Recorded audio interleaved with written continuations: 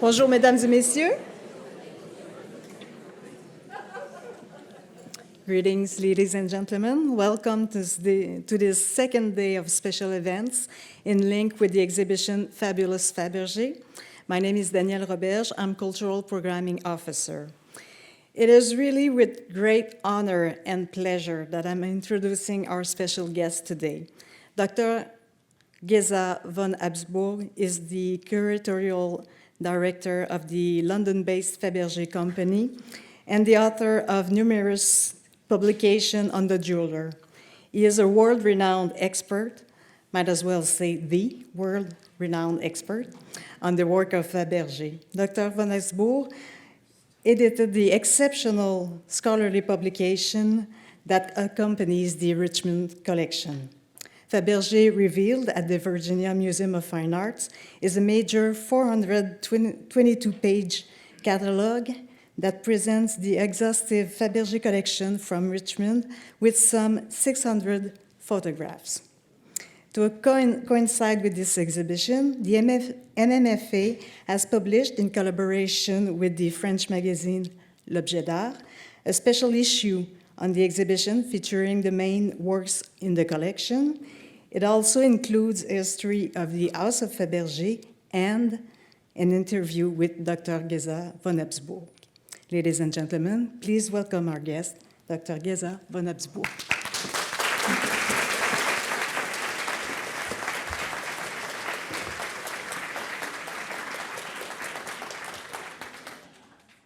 Thank you, Danielle. Can you all hear me?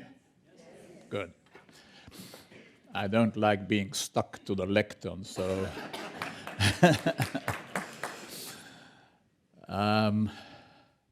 Yes. Can everybody understand English? Let me start with this slide, which sort of puts this exhibition into context. This is the Metropolitan Museum, sister organization to the lovely Montreal Museum. Back in 1993, I approached the then director, Philippe de Montebello, and offered him a Fabergé exhibition, which I was planning. And he said, Fabergé, I don't think that's the right thing for the Met. That exhibition traveled to St. Petersburg, to the Musée des Arts Décoratifs in Paris, to the Victoria and Albert Museum, attracted, I don't know, close to 1 million visitors. So my next exhibition, this is 1996 now, I went back to Mr. Montebello and I said, Fabergé? And he said, well, all right. It was the most popular exhibition of the whole year, 400,000 visitors. They had to close the doors on weekends because there were too many visitors. Oh, I do have, excuse me. It was so full that you couldn't actually see the things, but that wasn't the most important thing. Most important thing was to have been there.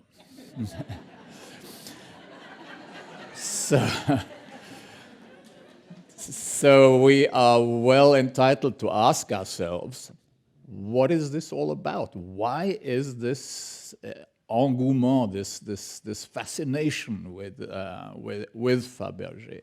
That's basically what I'm going to try to talk about. You had a wonderful talk from Barry Schiffman yesterday about general things. My talk is going to consist of digressions mostly, which I find much more interesting than the actual subject itself, because the digressions are things that are not necessarily published or you can't find on Google. Anybody who wants to know about Fabergé, just go online and you'll find it all there. So Fabergé, of course, everybody says Easter eggs. The Easter eggs represent about 0.25% of the production of Fabergé, which is really not realized by most people. The Fabergé firm was the largest of its kind.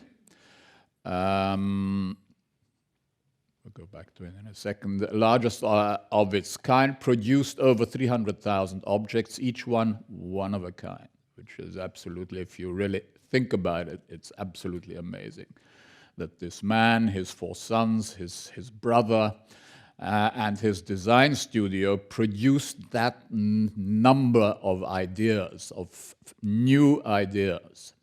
So the credo of Fabergé, and we might as well start with that, he sent out pamphlets to his clients, which was a novelty as well in that time. He actually put in his foreword to this pamphlet that he insisted that everything that was produced by the firm would be absolutely a novelty and one of a kind, so much so that anything that was unsold at the end of the year was destroyed, and they would start afresh for the following year. So when you visited Fabergé's premises, Moscow, St. Petersburg, London, you would never find the same object. That's a myth, because Fabergé was not above all, but very much a businessman. And we'll come to that in a minute. There's a myth as well which depicts him sitting in the middle of his house in St. Petersburg. Every object had to be presented to him, and if he didn't think it was good enough, he had a hammer in his hand and would smash it. A myth. He was far too much a businessman. He would send it back to the atelier and say, guys, come on. So that is an important element of Fabergé, and that is actually one of the reasons of the fascination with Fabergé, is that you are never bored. There's always something new. It's either a different color or a different shape, or never the same. Less so maybe in this exhibition here, because Mrs. Pratt loved very specific things. And she let other things by the wayside. So she was very much into frames, as you will know, and into parasol handles and a little miniature Easter eggs. That was and flowers. Those were the things that interested her most of all. So she didn't have any presentation boxes, great cigarette cases, things like that. So I've lost my track, but let's go on. Fabergé was, okay, let's start at the beginning. He was jeweler to the Tsars, and virtually nothing of his jewelry has survived, because the Bolsheviks in 1918 seized all the jewelry in St. Petersburg, sealed all the safes so that nobody could have access to their things, and then broke up all the jewelry and sold the stones piecemeal in Paris, Amsterdam, London. This is 1923, 24, 25, and through the early 30s. So what has survived of the great pieces of jewelry are things which were outside of the country. This, for instance, belonged to the Leuchtenberg family, and was taken out of Russia in the 1900s, and stayed with the Belgian royal family and then the Italian royal family, and was put up at auction at Christie's and fetched $2 million, and is now in a great collection, which, if you want to know where all these things are today, is in Houston in the Museum of Natural Sciences. I'll show you at the end who it is who collected those things. So of the jewelry, virtually nothing has survived, only little things, things of small intrinsic value. Fabergé was silversmith to the Tsars, produced endless quantities of silver. Most of it's gone, melted down by the Bolsheviks for the value of the silver. They made ingots out of them and silver rubles in order to buy industrial equipment. By the way, what I'm saying here doesn't only refer to Fabergé, but to all the silversmiths and jewelers in St. Petersburg. Fabergé did not live in a vacuum. He was very much part of a larger circle of great artists at that time. This has survived because it was given by the Tsar and Tsarina, Alexander III and his wife, to her in-laws in Denmark, King and Queen of Denmark. And I discovered it down in the cellar. Nobody was using it in Fredensborg Castle, so I suggested, why don't we take it up and put champagne in them? And that is what they were supposed to be for. So again, a case where something was sent out of the country and therefore survived. Little silver pieces, animals, and so on have survived, but virtually nothing. So what is left? What is left are the extraordinary objets d'art. And why are they left? Because their value, their intrinsic value, was so low that it was not worthwhile for the Bolsheviks to break them up. And they remained in Russia until the Western dealers came and really started buying them in large numbers. So again, what is Fabergé? 30, maybe 40 years ago, I was head of Christie's in Europe, and I traveled very often to Northern Europe, to Sweden, where there was a lot of Fabergé for reasons we won't go into. And I was sitting in a hotel, and the gentleman brought me a shoebox full of tchotchkes, of trinkets, and so on. And this thing was there in the middle. By the way, Fabergé is art in miniature, so this thing was no bigger than 2 or 3 inches. And I saw it, and I said, "You know what you have?" I didn't touch it. I said, "You know what you have?" He said, "No." I said, "Fabergé." And he said, "Who?" And I picked it up, and it's, first of all, it's made of agate, honey-colored agate. It's the head of a red Indian, so it's the only piece of Americana that Fabergé actually produced. War paint set with little rose-cut diamonds. And you turn it upside down, and it's a vodka cup, which is extraordinary, with a gold rim. Of course, it was fully hallmarked, and it fetched a lot of money in one of my auctions in Geneva. But what is the essence of that is that it speaks to you. Fabergé is something that sort of jumps out at you because of its novelty, of its incredible craftsmanship. And they're just magic. Not everything. Some of Fabergé is very humdrum, and quite a lot of it is bad taste, one has to admit it, because he was a child of his own time, but at his best he produced things of this kind. The other piece there is one of my favorites as well. It just exemplifies Fabergé's sense of humor. His things are quite often whimsical, and that little fish made out of bowenite is actually a seal, a hand seal. And it's just a darling little thing. The big things of Fabergé, of course, are the Imperial presentation objects. Here a cigarette case presented by Nicholas II to some important dignitary who visited Russia at that time. Here Fabergé is at his best as an enameler. That was his, in my opinion, his greatest achievement, were his works in enamel, as you will see here, for instance. That was Nicholas, of course. This is his wife, Alexandra. And just look at the quality of that enamel. We call it opalescent enamel. That is, if you take it in your hand and you move it, it shimmers like an oyster. Oyster enamel, it's also called. This is a little carnet de bal, which is in Hillwood, one of the great, the biggest museum of Russian art outside of Russia, the finest. But then Fabergé is something utterly unexpected.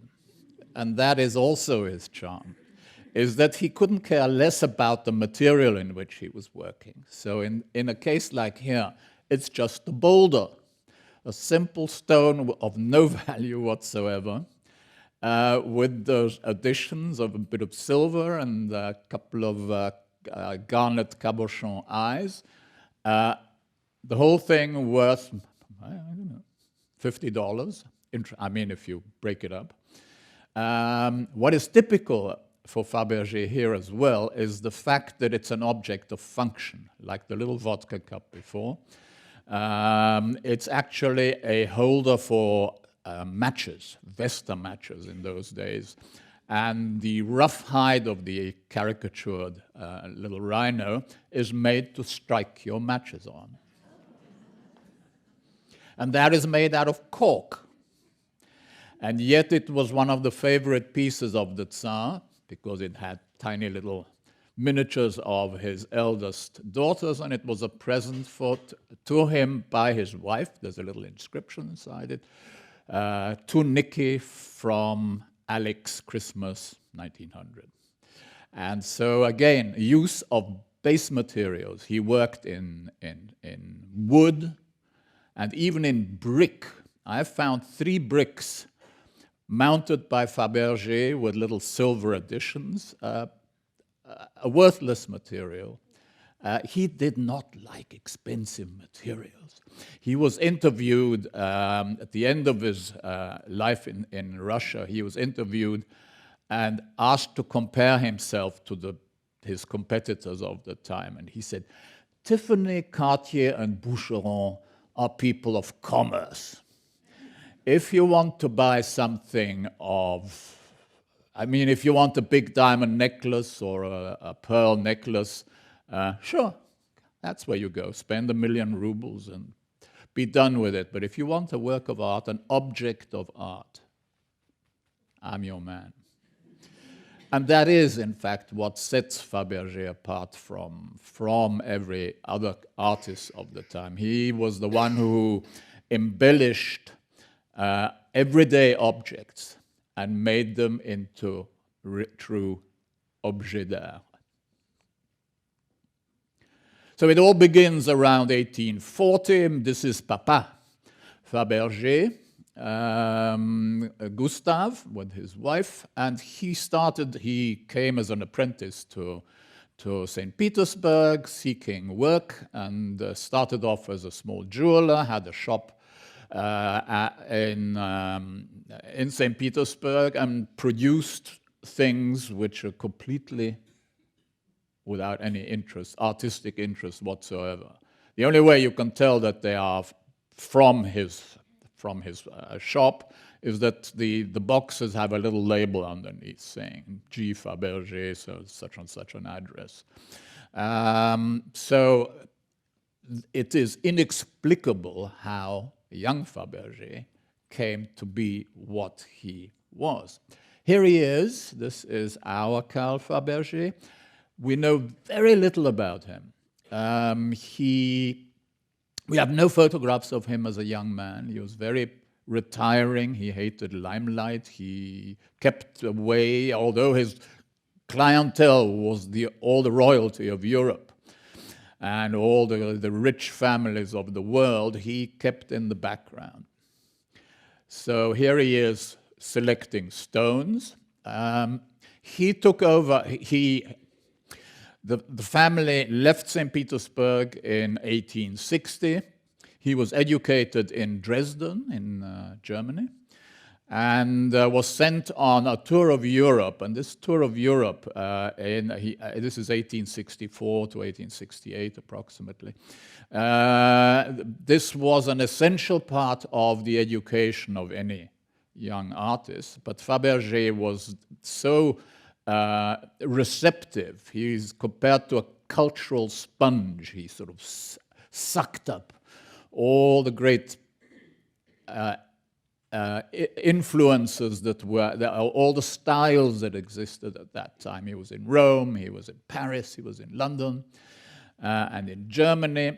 And he came back absolutely full of all these great new ideas. Russia at that time was extremely insular, and people knew very little about what was going on elsewhere. So when Fabergé arrived, he did start as a true son of his father, as a jeweler for quite a while, until he discovered his true calling. These were his first patrons. Great Tsar Alexander III, the wonderful painting by Serov, and he was a bear of a man. He was able to save his family. There was a train crash, I forget what year, and the coaches overturned, and he was able to save his family by lifting up single-handed one of these coaches, and his family was able to get out. That, we think, is also the reason why he died prematurely. And there his lovely wife, Maria Feodorovna, daughter of the King of Denmark, born Dagmar, Princess of Denmark, and she adored life and society and wearing jewelry and beautiful dresses and dancing and so on. Very much the contrary, as we shall see, of young Nicholas's wife, Alexandra Feodorovna. So these two were the first patrons of Fabergé. Alexander was very interested in patronizing all the arts, and he made sure that all the artists who supplied the court received commissions, not only Fabergé, but everyone else as well. And so we come to the year 1882 when Fabergé is discovered. This is the Pan-Russian exhibition patronized by Alexander. And these are things which Fabergé exhibited. This is a cutting from a newspaper, which are copies, faithful copies of antique Greek jewelry, which was found in Russia, in what is Crimea today and is Russia again today, in tombs of Scythian warriors and chieftains. And all this jewelry was taken to St. Petersburg for safekeeping there in the Imperial treasury. And Fabergé had access to this because he was very smart. He offered to work in this treasury for the Tsars free of charge. Smart businessman. And was able to handle all these things, restore them all, and ask them permission from the Tsar to copy these things. This was a total novelty in Russia. Nobody had ever seen something like that, so people suddenly woke up and said, hey, we've got a genius among us. 1882. And by let me just see what, yes, I'm sorry, this is what we really need. By 1885, he was supplier to the court and received the first commission from the Tsar for the first of the Imperial Easter eggs, 1885. And you see, I put underneath the slide what inspired him to this. So in the very beginnings, he lent on earlier style of objects which he knew either from Dresden or from the Hermitage treasury itself. And his egg, his little hen, actually contained inside a crown, like the one of the 18th century below. And Fabergé planned to put a ring inside it, but the Tsar wrote to his brother. This is the only time that the Tsar actually intervened into Fabergé's sort of thought process. And he said, I would like a ruby in it, which my wife, the Tsarina, could wear around her neck. The ruby was more expensive than the whole egg. But this is the beginning, very simple, and you will see, we won't go through many of the eggs because you could look them up, but you will see how rapidly Fabergé develops in his genius, his search for novelties. Here is another piece that is interesting because this situates Fabergé at his very beginnings. We are 1894 now. And if you look at the next piece, here is the same piece open. And next to it, I had these two in an exhibition in Munich in 1986. I asked the museum in Dresden to lend their 18th century piece so I could put them next to each other. And you see, there's absolutely no doubt that Fabergé had the 18th century piece in his hands and then used it as a prototype for his egg. The difference of the eggs is the shape, but also that this egg contained a surprise. We don't know what. Most of Fabergé's eggs had surprises in them. Many of them are lost because the Bolsheviks, greedy as they were, they sold the surprises separately. So the eggs remained empty, many of them. And then the egg that you have here. Why I show this is that the 2003 Peter the Great egg, 2003? 1903. 1903 Peter the Great egg, which is the treasure of the Pratt collection that we have here, is actually based on an 18th century piece, which is in the treasury of the Hermitage, but which has a clock in it at the bottom and opens underneath. It is a nécessaire with a lot of implements. But there's absolutely no doubt that Fabergé used it as his prototype. But again, Fabergé made it into his own and into a work of art which is quite incomparable. Here now is the next generation. Still, now the Dowager Empress. As I said, Alexander III died prematurely. This is young Nicholas, the totally unprepared son who now suddenly is emperor. This is 1894.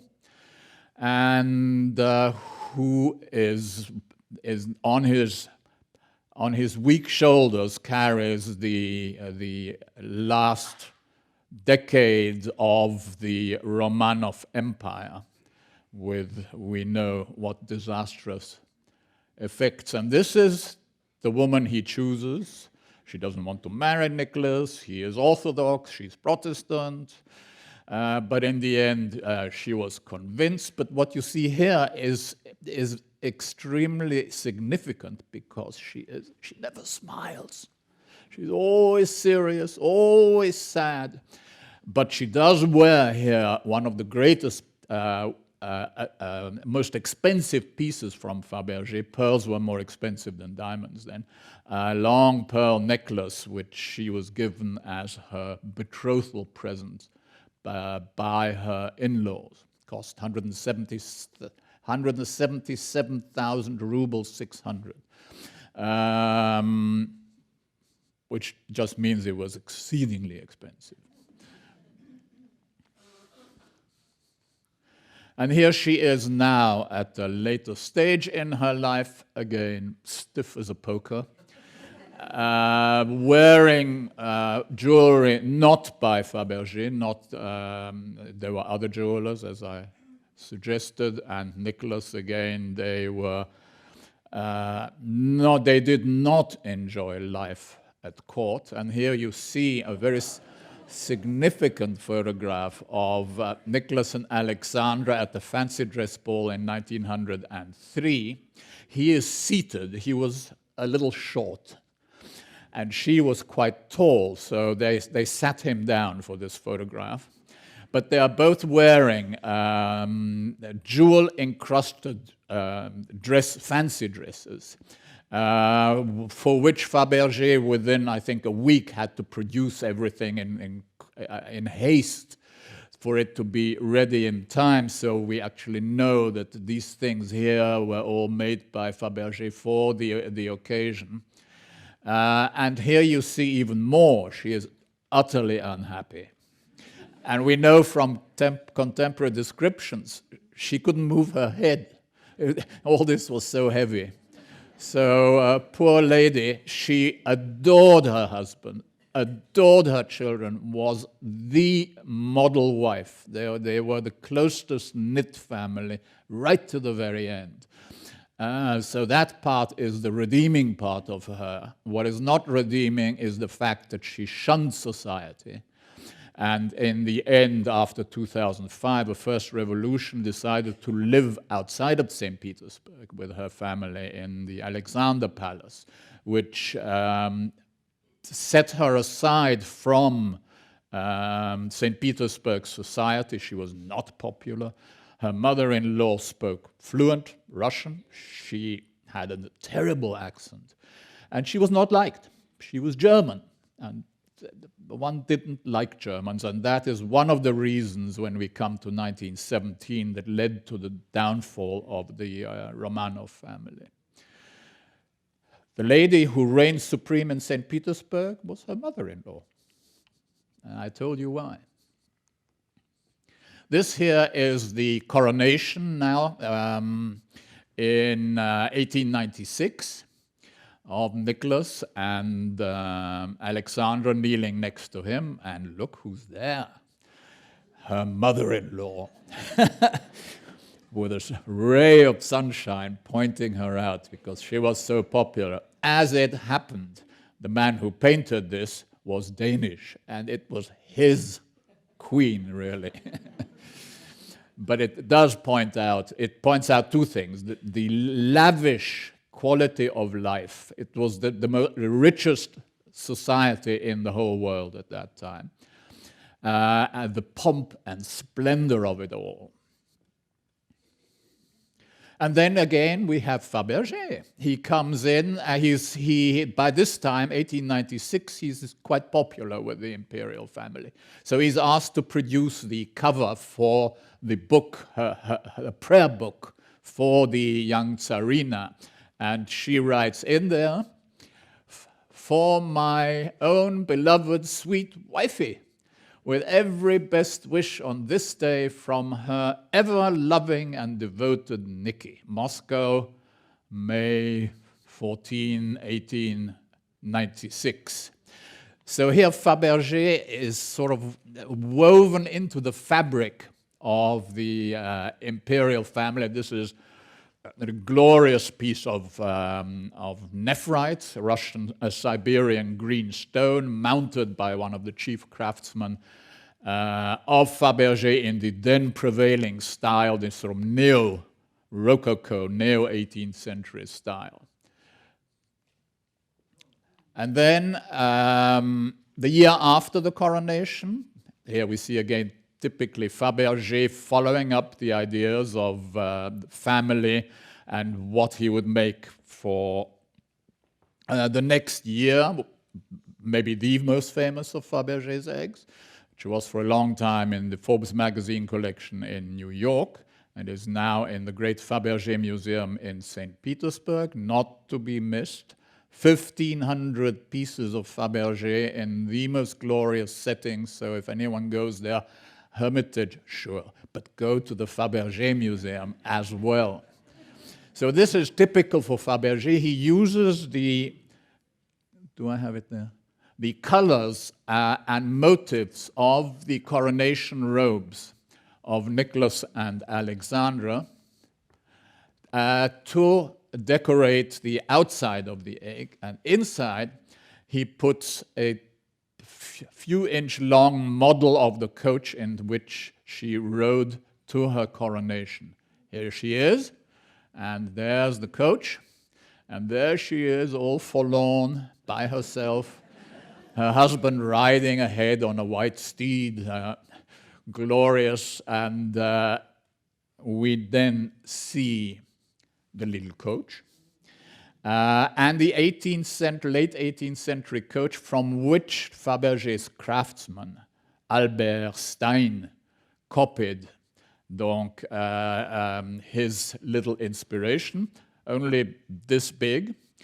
It's sprung, you can push it, the windows are made of rock crystal, the inside is mother of pearl.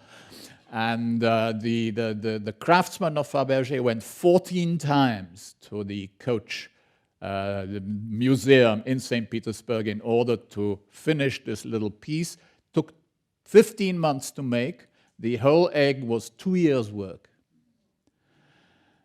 And so we can ask ourselves, was it worth Fabergé's while? He could never charge for all that, so he lost money when he worked for the Tsar and Tsarina. But never mind, these were flagship objects, and therefore it was worth his while just to produce something absolutely glorious and incomparable.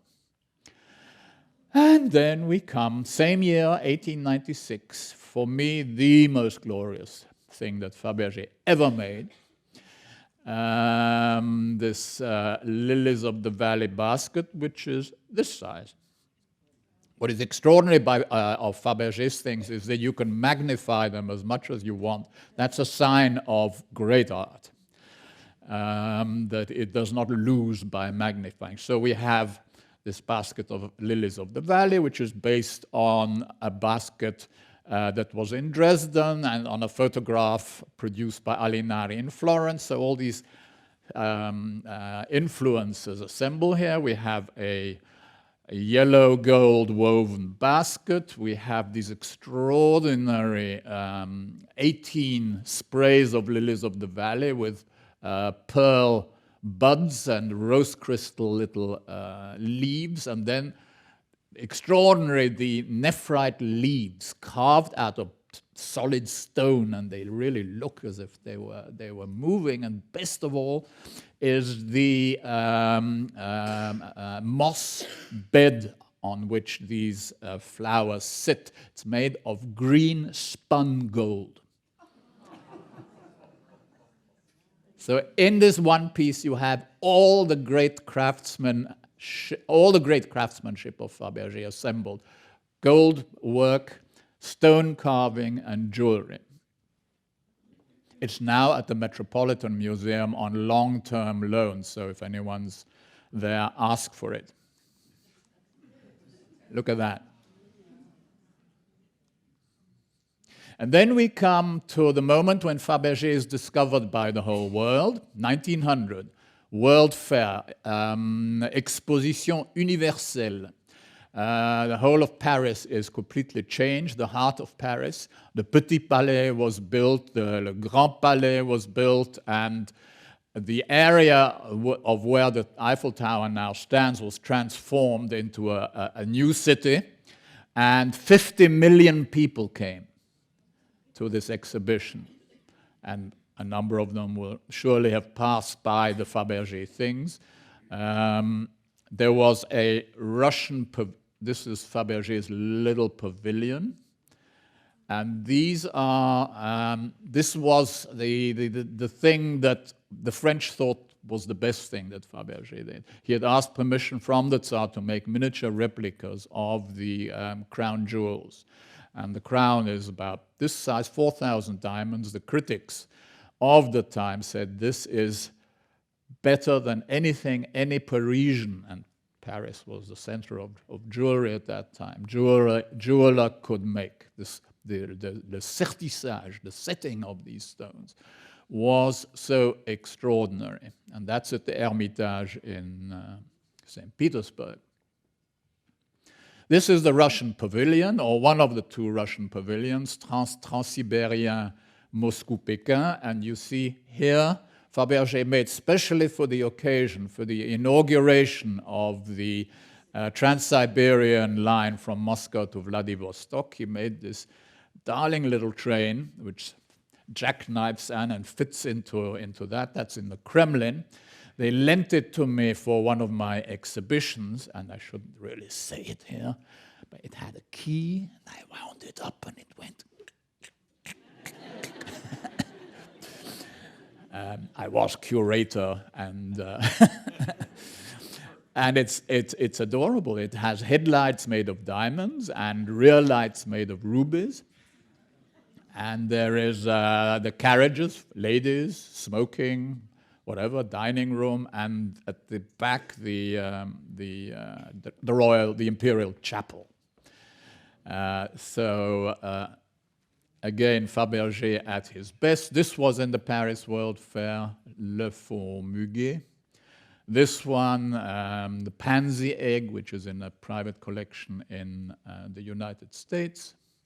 And then in the same year, 1900, Fabergé has this huge house built for himself as a sign of his really prestige at that time already. It's still there, not far from the Astoria Hotel.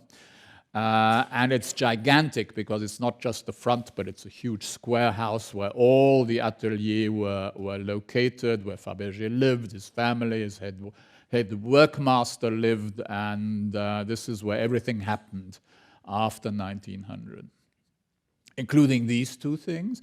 We are 1901 now. The Gatchina Palace Egg, which is in the Walters Art Gallery in Baltimore, which has this wonderful little tiny model of a palace. And when I borrowed that, I had the television crew zoom in on it. You can almost see through the windows of this tiny little palace. And then an egg which belongs to the Queen of England. And speaking of the Queen of England, here she is. I'm never sure which is which, because the other one is her sister in Russia. And these two sisters are bonded enormously, and Fabergé was one of the ties between these two sisters, because the Tsarina of Russia sent her sister constant presents. She talked Fabergé into, well, here she is in all her regal splendor, and Edward VII, her husband. But she talked Fabergé into opening a shop in London, specifically for the pleasure of her sister, Queen Alexandra. And indeed, they were regular visitors of the shop. We actually have all the archives of Fabergé are gone in Russia. They're maybe somewhere, but haven't been found yet. We do have the sales ledgers of the London shop, which cover the time between 1907 and 1915. And we know exactly each piece, who bought it, for how much it cost to make, and so on. And they all have inventory numbers, so you can actually identify the things. But the two people who had instant access and first choice were the King and the Queen. So whenever something new arrived from St. Petersburg, they would be informed and they would come to pick the best things for themselves. And thus the Queen of England today has the largest old collection of Fabergé in Buckingham Palace today, mostly. I don't know how long I can digress, but there's a lot of interesting information, which is also very amusing, is that the Queen of England, Elizabeth, really did these things, stood around in all the palaces. In Sandringham, they were on pianos and on side tables and a chimney. And anyhow, these were part of household goods, really. Until the day when, in 1977, she lent these things for an exhibition at the Victoria and Albert Museum for her silver jubilee, and she saw the insurance prices. And up to then, the maids had gone with their dusters, and whoops, little thing fell over. Oh dear. So then they were all locked up, and they're now most of them in Buckingham Palace. And I asked her, how many pieces of Fabergé do you have? And I asked her curator, how many pieces does Her Majesty have? Somewhere beyond 800, but nobody knows, because they're all over the palaces, and they're just a lot of frames and things like that, which are just things of everyday use and just beautiful objects. So that's Fabergé London, and to London came all the international buyers. So all the Americans came to buy from Fabergé in London, as did the Rothschilds and all the international royalty. The sales ledger sometimes shows Queen Alexandra arriving with her sister from Russia, her parents from Denmark, and some of her daughters. They all came at the same time to see what was new. So it was really a place where the whole Edwardian society would assemble, especially around December 1st, which was the birthday of Queen Alexandra. And you have to know that you were not allowed to make presents to royalty, not expensive presents at least. So Fabergé things were perfect because they were relatively inexpensive. The cheapest thing that you could buy from Fabergé in London was one of the very simple enameled miniature eggs, which cost 10 shillings, half a pound. But, it sounds cheap, but for that price you could spend 4 nights at Claridge's and eat and drink to your heart's delight. So it wasn't that cheap after all. And then Fabergé is connected indirectly with fashion. Here, one of the most glorious frames in the Queen's collection in this sumptuous mauve with these extraordinary many-colored gold leaves surrounding it. That's the Queen herself. And then actually this is the Queen of England, and that is one of the robes worn by her sister in St. Petersburg by Worth, the greatest couturier of the time, and which shows that Fabergé actually sort of influenced fashion with his colors. Has to be said that most of the people who competed with Fabergé were able to produce 4, 5, 6 different colors of enamel. Fabergé produced 145 different colors. So you could go to him and say, Monsieur Fabergé, can I have something in the color of my new cocktail dress? And you could get it. Or you could wait until Le Dernier Cri, the newest color, comes out, and then assort yourself with cigarette cases or des lorgnons or opera glasses or whatever in the new color.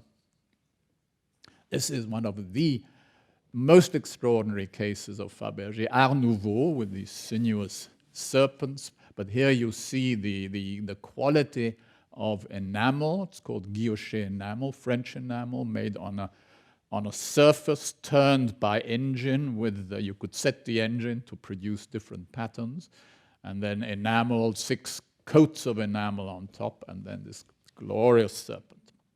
And then we come to the animals. The Queen of England has 200 of them, I think. They were her favorite things. And so when her birthday came, her husband would make sure that he had a number of these presents, because we all know he was quite unfaithful. And so for each peccadillo he produced, I think, one of these animals in trying to make good. So this is a tiny little dog, his personal terrier, carved by Fabergé's people, and it says on the collar, "I belong to the king." And that was a hippo, which is about this size in nephrite, which is quite extraordinary. It's a cigar lighter. And then the flowers. Of course, the Queen has most of them, 25 of them. Of the 60 or so flowers that Fabergé made, 60 or 80, we're not sure how many, but you see the delicatesse, the absolute elegance and lightness of these things. And if you come tomorrow, you will see what the faux berger look like in comparison to that. Then one of Fabergé's figurines, there were about 60 of them, I think, found recently on the Hudson River in a little house in Fishkill. Nobody knows where Fishkill is. And there was this gentleman who needed money, and he found this thing in the attic, and he took it around to the nearest dealer and said, I need $40,000, this help? And this dealer was smart. He went to Sotheby's and showed it there, and it was put up for auction. Estimate $600,000 to $800,000. Fetched $6.5 million in Fishkill. This is, by the way, Kamer Kazak Pustinikov, the personal guard of the Dowager Empress, who slept in front of her door every night.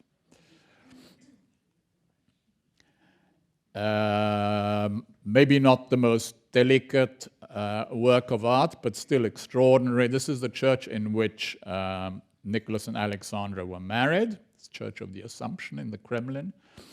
And you can actually look in through the windows, look down on the altar and see the frescoes around the inside. And you can wind it up and it plays the Russian national anthem. This is the Peacock Egg, 1908. And the peacock, you can take it out, you can wind it up, and then it walks like this. Fait la roue, and turns his head left and right, and is absolutely adorable. He's only this size. Took 2 years to make, because Fabergé started off with a large thing and then reduced until it was this size only. The Alexander Palace Egg with a portrait of the young Tsarevich. The standard egg, and you just see this is in the Kremlin Museum, about that tall, with Fabergé's drawing, the little boat that sits in it on a rock crystal base. The 2000, I get the dates wrong. 1913 Romanov Tercentenary Egg, made for 300 years of Romanov rule, with miniatures of all the Tsars of Russia.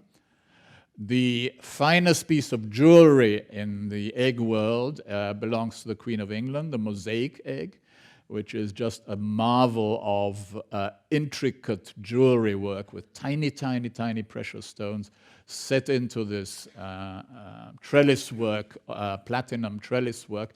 And it was inspired by one of the girls at Fabergé's was making an embroidery, petit point. And Fabergé said, we're going to use that. So the simplest origins for many of these Fabergé designs. This is in the egg is in Hillwood as well. One of the finest things that Fabergé made, the grisaille egg, or Catherine the Great egg. And this is 1914. And in it was originally the surprise that you see on the right-hand side, which is now in, I forget, Dubai or somewhere like that. And when the Queen received it, she wrote a letter to her sister in England. The Dowager Empress received it. And she said, dear old Fabergé came with Nicky's present and so on. And then she goes on to describe it. And then she said, inside it is a little model of Catherine the Great seated in her sedan chair, carried by little blackamoors, and you wind it up and it walks on the table. And she says, this is the most unbelievable thing that I've ever seen. And then she writes in French, Fabergé est un génie incomparable. And for me, that is the sort of ultimate compliment coming from the greatest patron of Fabergé, who loved Fabergé. You have the other one upstairs. There were two, one for Mama and one for daughter-in-law. Red Cross eggs, 1915. The war had started. And then one of the very last eggs, made out of steel in the Moscow Kremlin, stark with this thing standing on obus, on shells, and shows again that this is the very end of the series of imperial eggs. And here is what happens. The Tsar and his family were deported to Ekaterinburg, all shot, as you know. The Soviets then gathered all the treasures, and you would recognize a number if you could look close enough. The imperial crown is there. So they started selling these things. And they ended up in many Western collections. But before we go to the end of the lecture, I just wanted to introduce a few of the great Fabergé collectors of the time. This is Grand Duchess Vladimir. She was the richest person at court, with the exception of the use of the beautiful Zenaida Yusupov. She was a great client of Cartier and of Chaumet, but also of Fabergé. And why she is here, this is 1903 at the same fancy dress ball where she put all her jewelry on. She left St. Petersburg at the time of just before the revolution, resided in the Crimea, and left everything behind.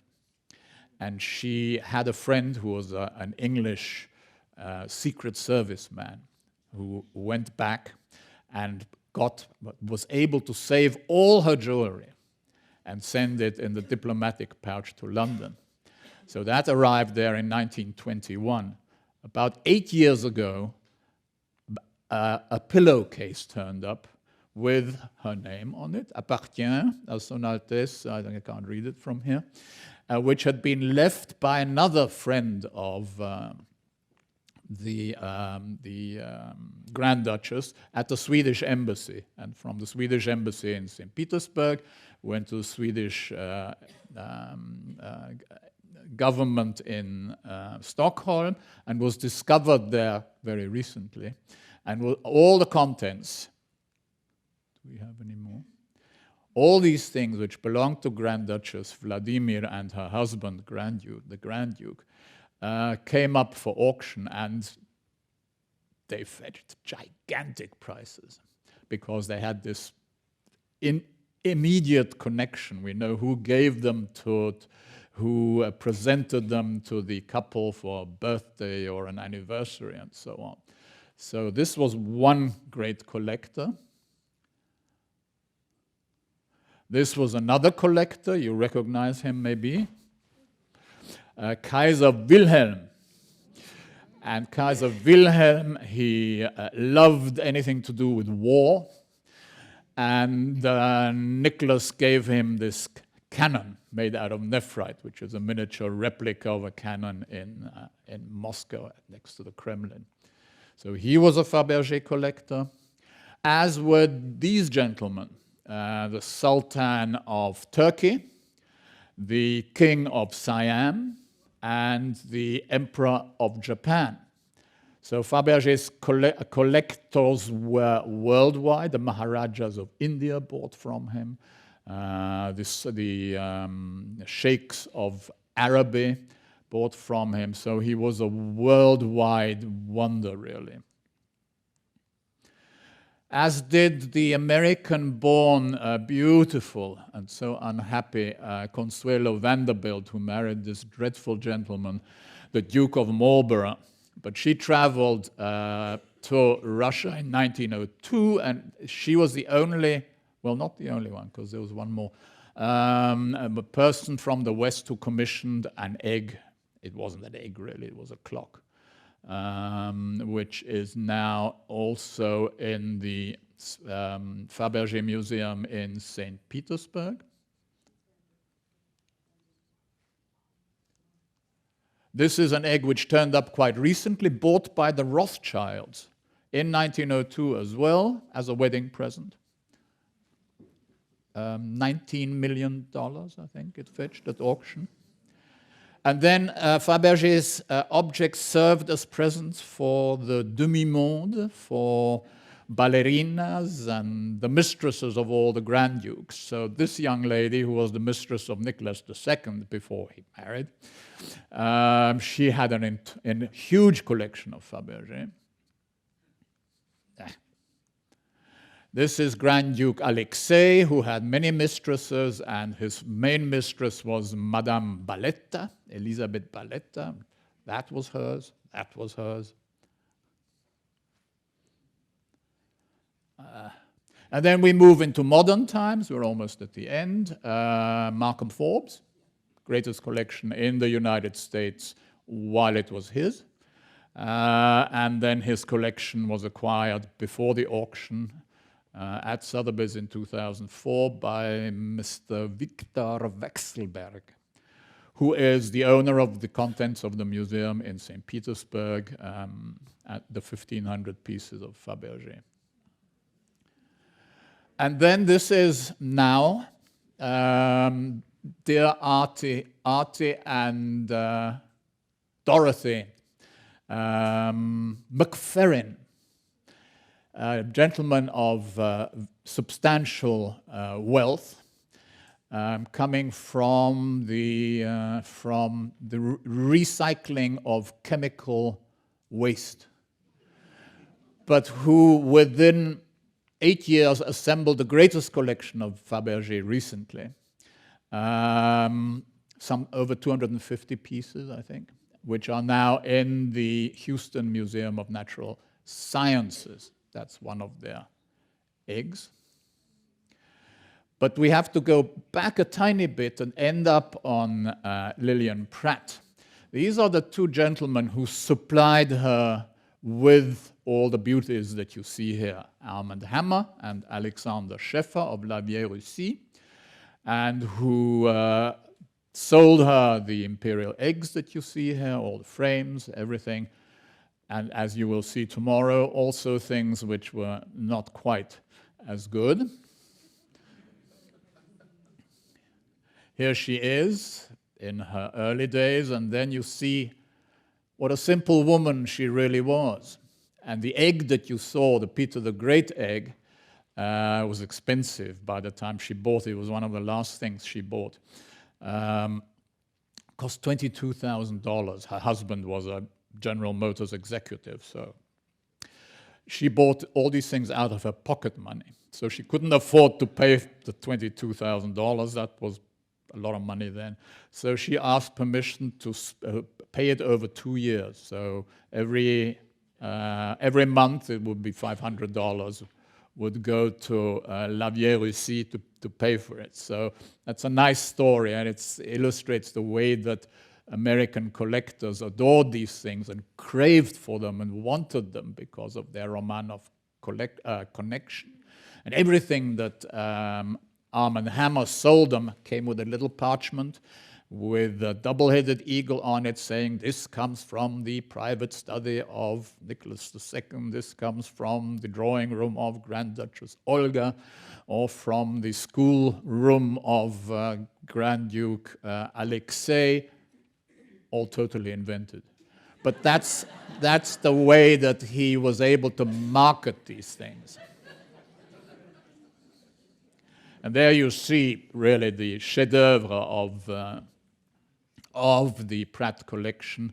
And I just show it specifically to show you the egg open so that you can see this fabulous enameled sunburst behind the statue of Peter the Great, and that is the original from which Fabergé drew his inspiration. And the last slide, for me, the greatest work of art in the egg world of Fabergé, the winter egg of 1913, which consists of 3 blocks of rock crystal, the egg, the 2 halves of the egg, and this base, which is incredible because it's like melting ice.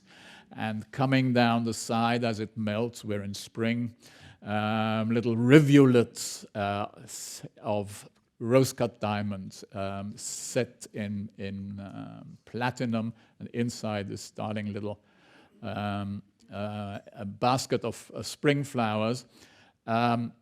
it was lost for a long time. It was in an English collection. Then came up for auction, fetched in Geneva $5.5 million first time around. Then came to New York 5 years later, fetched $9.5 million. Was bought by an Arab sheikh. It's now in the museum in Doha. And back in 2004, when the oligarchs started buying, one of them asked me, "I need a present for my wife. Could you find me a Faberge Easter egg?" So I had somebody ask this sheikh if he would be prepared to sell it. And apparently he said, "Why?" And then he said, well, this is, 2004, so that's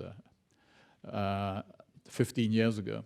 And he said, "Well, I might consider $30 million. He was right to keep it, because now I would estimate it at about $50 million.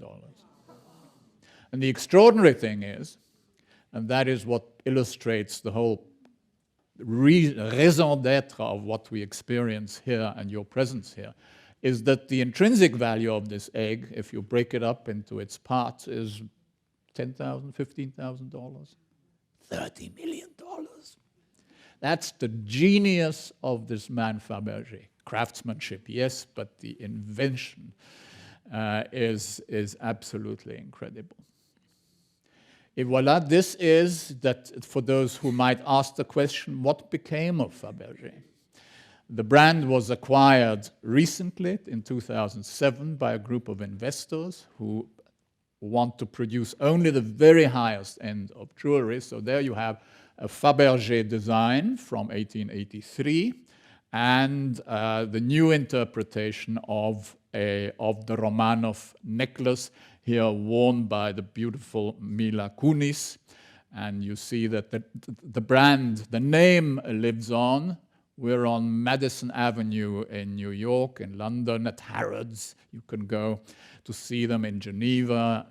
So the name lives on. Thank you very much, ladies and gentlemen.